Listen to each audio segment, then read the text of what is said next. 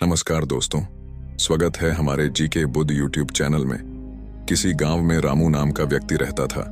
वह अपने पेट को लेकर बहुत ही ज्यादा परेशान रहता था। वह एक दिन एक महात्मा के पास जाता है क्योंकि वह महात्मा आयुर्वेद के बड़े ज्ञानी थे। रामू महात्मा से प्रणाम करता है और कहता है, हे मुनिवर, मैं अपने पेट को लेकर बहुत ज्यादा परेशान हूं।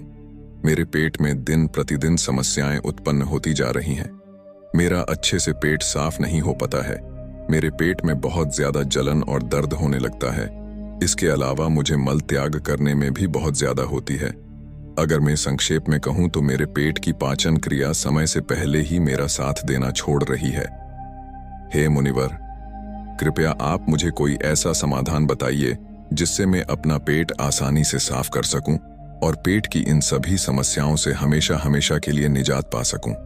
पहले तो उस महात्मा ने रामू की सभी बातों को ध्यानपूर्वक सुना और फिर कहा, हमारे आयुर्वेद के सिद्धांत के अनुसार जितना समय आपको पेशाब यानी कि टॉयलेट करने में लगता है, उतना ही समय पेट साफ होने में लगना चाहिए, तभी आप स्वस्थ हैं। लेकिन बहुत सारे लोग टॉयलेट में बहुत देर तक बैठे रहते हैं, मोबाइल चलाते रहते हैं, न्यूज़पेपर पढ़ते रहते हैं, लेकिन उसके बावजूद उनका पेट साफ ठीक से नहीं हो पाता और इसी कारण से उनके मन का संतुलन पूरे दिन बिगड़ा रहता है। बेचैनी, घबराहट, किसी काम में मन न लगना, ये सब ठीक से पेट साफ न होने की वजह से ही होता है। जब भी आप अपनी किसी भी बीमारी का इलाज आयुर्वेदिक पद्धति के अनुसार करवाते हैं तो सबसे पहले आपके पेट की सफाई की जाती है। ये अपने आप में पूरा इलाज नहीं है, लेकिन यह शरीर के सुधार के लिए बुनियादी वातावरण पैदा करता है। कोई भी दवा तभी ठीक प्रकार से काम करेगी जब आपका पेट साफ होगा, वरना तो आप कितनी भी दवाइयां ले, कितना भी इलाज कराएं, कोई फर्क नहीं पड़ने वाला। शरीर हमें संकेत भेजता रहता है कि हमारा पेट साफ ठीक से नहीं हो पा रहा है, जैसे कि पसीने में से दुर्गंध या मुंह में से दुर्गंध। अगर वहां से दुर्गंध आ रही है तो हमें समझ जाना चाहिए कि हमारा पेट ठीक से साफ नहीं हो पा रहा है और हमें इसका हल ढूंढना होगा। ठीक से नींद न आना, मानसिक समस्याएं, ये सारी चीजें पेट साफ ना होने के कारण ही पैदा होती हैं। फिर रामू ने कहा कि महात्मन, हमें अपना पेट साफ कैसे करना है? महात्मा ने कहा, आज मैं आपको पेट साफ करने के लिए कुछ प्रभावी आयुर्वेदिक जड़ी बूटियों और तरीकों के बारे में बताऊंगा। ये जड़ी बूटियां आपको कब्ज से भी छुटकारा दिलाने में मदद करेंगी। महात्मा की इन्हीं बातों को सुनकर रामू बहुत ज्यादा उत्साहित हो जाता है और कहता है, महात्मन, कृपया आप मुझे उन सभी तरीकों के बारे में जानकारी दो जिससे मैं अपना पेट हमेशा के लिए स्वस्थ और साफ रख सकूं।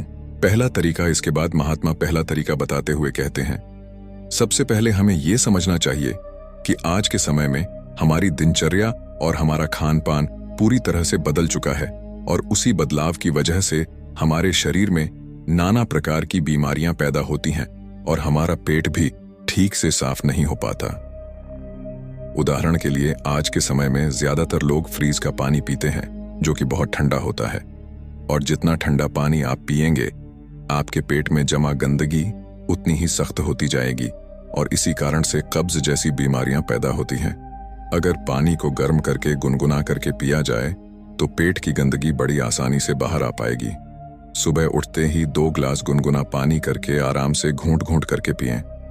कुछ लोगों को लग रहा होगा कि घंट घूंट पानी करके पीने में बहुत समय लगेगा, लेकिन अगर यहाँ पर समय नहीं लगाएंगे, टॉयलेट में समय लगेगा। ये सबसे आसान और घरेलू नुस्खा है जो सब लोग अपना सकते हैं। बस संयम और नियम की जरूरत होती है। देखिए, ठीक तरह से पानी पीना आपकी बहुत सारी बीमारियों को खत्म कर सकता है। जितना हो सके दिन में ज्यादा से ज्यादा पानी पिए, लेकिन याद रहे, ठंडा पानी पीने की बजाय गर्म करके एक गुनगुना पानी पिएं। आजकल बाजार में ऐसी बोतलें भी आती हैं कि जिनमें आप जैसा पानी डालेंगे, पानी वैसा ही रहेगा। तो आप ऐसी बोतल ले सकते हैं और पानी गर्म करके गुनगुना करके उस बोतल में डाल सकते हैं, और जब भी आपको जरूरत महसूस हो, आप दिन में उस पानी को पी सकते हैं। लेकिन पानी के संबंध में एक बात जरूर याद रखना कि खाना खाते ही पानी नहीं पीना है। इससे आपकी पाचन क्रिया बाधित होती है। हमारे पेट में जठराग्नि जो होती है वो खाने को बचाने का काम करती है, और जब हम खाना खाने के बाद झट से पानी पी लेते हैं तो जठराग्नि शांत हो जाती है और हमारा खाना ठीक से पचा नहीं पाता। इसीलिए खाने के तकरीबन आधे से पौने घंटे तक पानी न पिएं। यह भी पता होना चाहिए कि पानी को किस तरह से पिएं। एक तो खड़े होकर पानी न पिएं। खड़े होकर पानी पीने से घुटनों में और जोड़ों में दर्द की समस्या पैदा होती है। पानी को बैठकर घूंट घूंट करके पिएं। वहीं पानी सबसे ज्यादा लाभकारी होता है। दूसरा तरीका। इसके बाद महात्मा ने रामू को दूसरा तरीका बताते हुए कहते हैं कि खाना खाने के बीच में कम से कम 5 घंटे का अंतर होना चाहिए, जिससे कि जो खाना आपने खाया है वो ठीक से हजम हो सके, उसका पाचन ठीक से हो सके। जब हमारा शरीर पाचन की क्रिया कर रहा होता है तब शरीर के बाकी क्रियाएं धीमी रफ्तार पर चलने लगती हैं। कोशिकाओं के स्तर पर शुद्धिकरण धीमी रफ्तार पर चलने लगता है और इस कारण शरीर अपनी गंदगी खुद साफ नहीं कर पाता। लेकिन अगर आप खाने के बीच में कम से कम 5 घंटे का अंतराल देते हैं तो इससे आपके शरीर को पर्याप्त समय मिलता है कि उसकी कोशिकाएं खुद अपनी गंदगी, अपने शरीर की गंदगी साफ कर सके। पश्चिमी भाषा में हम इसे इंटरमिटेंट फास्टिंग भी बोलते हैं, लेकिन इंटरमिटेंट फास्टिंग में ज्यादा समय तक भूखा रहना पड़ता है। उसको हम अर्थ उपवास भी बोल सकते हैं। दोस्तों, अगर उसके बारे में आपको पूरी जानकारी चाहिए तो उस वीडियो का लिंक आपको डिस्क्रिप्शन बॉक्स में मिल जाएगा। तीसरा तरीका। अब महात्मा ने रामू को तीसरा असरदार तरीका बताते हुए कहते हैं, अपने पेट को साफ करने के लिए हमें यह समझना होगा कि जो लार होती है वही हमारे खाने को पचाने का काम करती है। जितनी ज्यादा मात्रा में लार पैदा होगी उतनी ही आसानी से खाना पच जाएगा। कुछ लोगों का मुंह हमेशा सूखा सूखा रहता है, उसमें लार पैदा नहीं होती, इसीलिए उनका खाना ठीक से हजम नहीं हो पाता।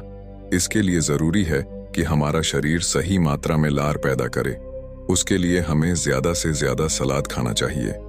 सलाद खाने से लार पैदा होती है, फाइबर होते हैं उसमें, जिससे हमारा खाना आसानी से हजम हो जाता है। इसके अलावा खाना खाने के बाद कुछ मीठा खाया जा सकता है। जिन लोगों को शुगर या डायबिटीज नहीं है वे आसानी से मीठा खा सकते हैं और वो मीठा खाने के कारण उनके शरीर में लार पैदा होने लगती है, जिससे कि पाचन क्रिया आसान हो जाती। अगर आप सलाद को खाना खाने से पहले खाते हैं तो वो ज्यादा लाभकारी होता है। उससे आपकी भूख बढ़ती है और आपके शरीर में लार पैदा होनी शुरू हो जाती है। चौथे तरीके। इसके बाद महात्मा ने रामू को चौथे तरीके में अपनी आहार नली को साफ रखने के बारे में बताया। उसको हम कैसे साफ रख सकते हैं? देखिए, आहार नली में से ही खाना हमारे पेट में जाता है। अगर आहार नली ठीक से साफ नहीं होगी तो हमारे खाने के साथ ऐसे कीटाणु हमारे पेट में पहुंचेंगे जो हमारे शरीर को नाना प्रकार से नुकसान पहुंचाएंगे। इसलिए जरूरी हो जाता है कि जो आहार नली है उसमें जो कीटाणु है उनकी ठीक से सफाई हो जाए, और इसके लिए सबसे ज्यादा लाभकारी होता है नीम। एक ऐसा दिव्य पेड़, नीम एक ऐसा दिव्य पेड़ है जो भारत में बड़ी आसानी के साथ उपलब्ध हो जाता है। हर जगह मिल जाता है। नीम की पत्तियों को और हल्दी को पीसकर एक छोटी सी गोली बन जाती है। कुछ दिनों तक सुबह उठकर उस गोली को पानी के साथ सीधा गटक लिया जाए, जिससे कि आपकी आहार नली पूरी तरह से साफ हो जाए। हमेशा नहीं करना है, ये सिर्फ 7 दिनों तक करें।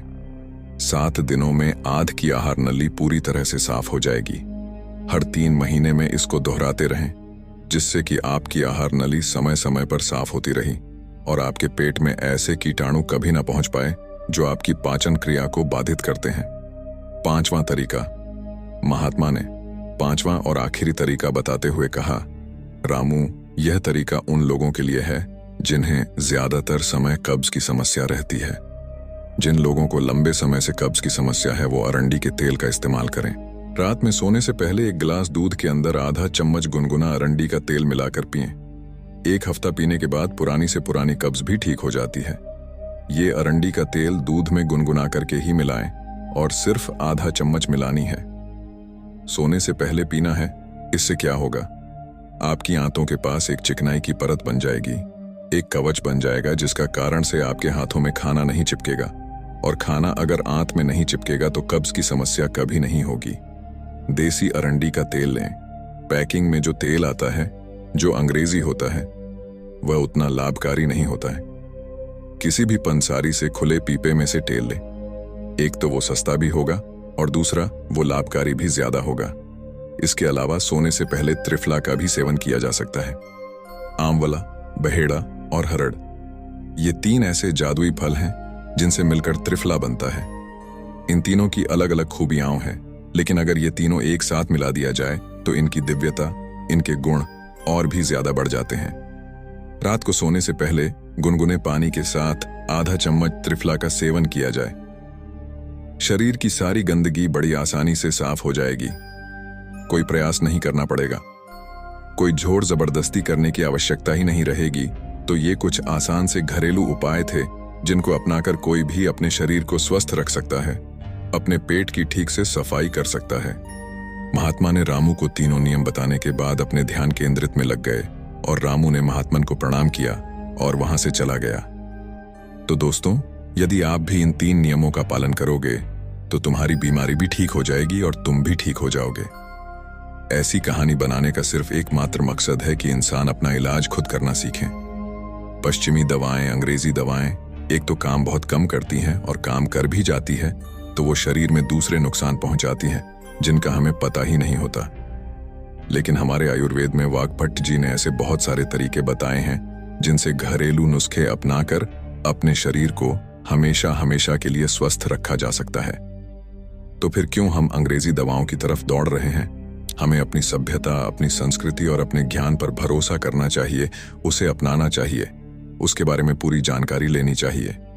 हर घर में जिस तरह से धार्मिक पुस्तकें होती हैं, उसी तरह से अष्टांग हृदयम जैसी किताबें भी होनी चाहिए जिनका रोज अध्ययन करना चाहिए, जिसमें शरीर के बारे में सारी जानकारी उपलब्ध होती है। पहले यह किताब संस्कृत में होती थी, लेकिन अब उसका हिंदी अनुवाद भी आ चुका है, तो समझने में कोई ज्यादा समस्या नहीं होगी। दोस्तों, कैसी लगी ये कहानी? आपको अगर अच्छी लगी, सहायक लगी तो अपने सगे संबंधियों के साथ इसको जरूर साझा करें। और हाँ, वीडियो पसंद आए तो वीडियो को लाइक कर चैनल को सब्सक्राइब करना ना भूलें। धन्यवाद।